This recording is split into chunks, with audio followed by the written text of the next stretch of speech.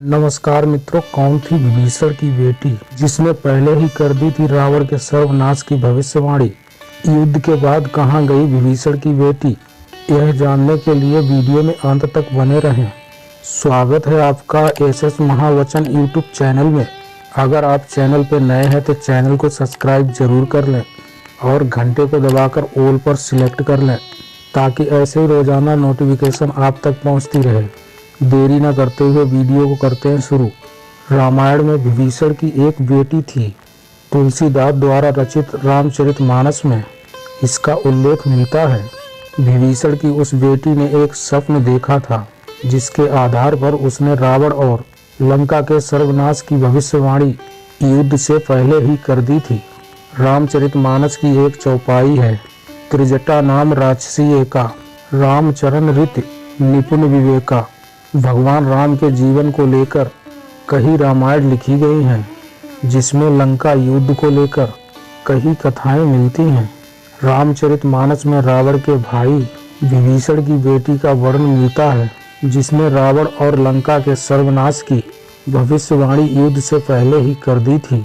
सीता हरण के बाद मंदोदरी और विभीषण ने कई बार रावण को समझाने का प्रयास किया कि वे सीता को प्रभु श्री राम को लौटा दें और क्षमा मांग लें, लेकिन रावण ने एक भी नहीं सुनी। उसने माता सीता को अशोक वाटिका में कैद कर रखा था जहां पर 300 राक्षसी पहरा देती थी और सीता जी को अनेकों प्रकार से डराती रहती थी। रामचरितमानस में त्रिजटा का नाम आता है। वह अशोक वाटिका में सभी पहरेदारों की मुखिया थी और सीता जी की रक्षक थी। जब भी रावण माता सीता को डराकर चला जाता था तो त्रिजटा उनके मनोबल को बढ़ाती थी। वह सीता जी को विश्वास दिलाती थी कि एक दिन प्रभु श्री राम लंका पर विजय प्राप्त करके आपको यहाँ से ले जाएंगे। बताया जाता है कि त्रिजटा विभीषण की बेटी थी और उनकी माता का नाम शर्मा था। वह राक्षस कुल में जन्म ली थी लेकिन पिता के समान ही विष्णु भक्त थी। रामायण में उसने कई बार सीता जी को पुत्री कहकर संबोधित करते हुए देखा गया है। रामचरितमानस में त्रिजटा के उस स्वप्न का वर्णन किया गया है जिसमें उसने लंका युद्ध से पूर्व ही रावण के सर्वनाश की भविष्यवाणी कर दी थी। राक्षसी जब सीता जी को डराती है और प्रताड़ित करती है तो वह अपने एक स्वप्न के बारे में बताती है।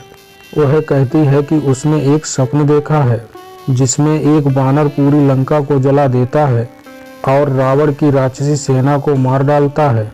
इतना ही नहीं, रावण गधे पर बैठा है और उसका मुंडन कर दिया गया है और उसके 20 हाथ कटे हुए हैं।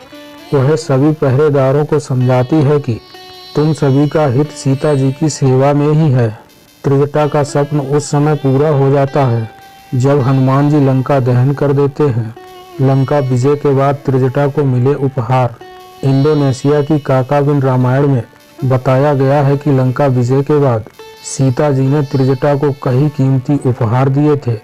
बाल रामायण और आनंद रामायण में बताया गया है कि लंका विजय के बाद त्रिजटा सीता जी के साथ अयोध्या भी गई थी। बनारस और उज्जैन में है त्रिजटा मंदिर। बनारस और उज्जैन में त्रिजटा मंदिर भी है। बनारस के त्रिजटा मंदिर में महिलाएं मनोकामनाओं की पूर्ति के लिए पूजा करती हैं। मूली और बैंगन का भोग लगता है। कहा जाता है कि सीता जी ने त्रिजटा को 12 ऋषि में रहने को कहा था ताकि उसे मोक्ष मिल जाए।